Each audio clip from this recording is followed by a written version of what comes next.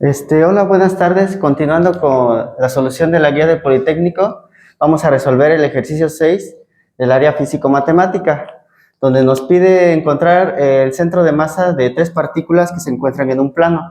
Entonces, para eso recurrimos a la ecuación de la posición del centro de masa, donde esto se define que es la suma de la posición de cada partícula por su masa entre la suma de la masa de todas las partículas. Esta se divide en dos. ¿Por qué? Porque estamos hablando de un plano en dos dimensiones. Entonces, la posición en X del centro de masa es igual a la suma de las posiciones en X por la masa entre la suma de cada masa.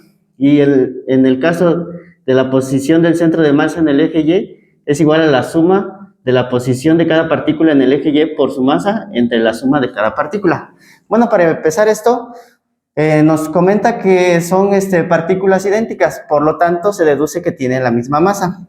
Utilizando la ecuación para encontrar la posición en X, entonces se deduce que es la posición de cada partícula por su masa. Entonces, en este caso, la posición en X es menos 1 por su masa, que le vamos a poner m.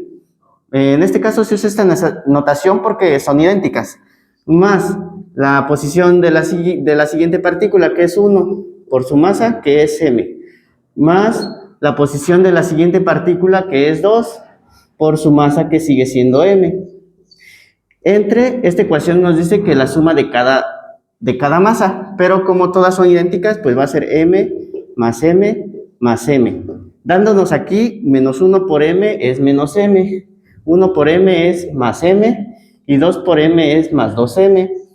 Entre de 1 a 2, 3m. Entonces, estas masas al sumarlas nos va a dar un resultado de 2m. ¿Por qué? Porque esta masa positiva y esta masa negativa se cancelan, entre 3m. Cancelándose las masas, nos queda que la posición es de 2/3 en el eje X.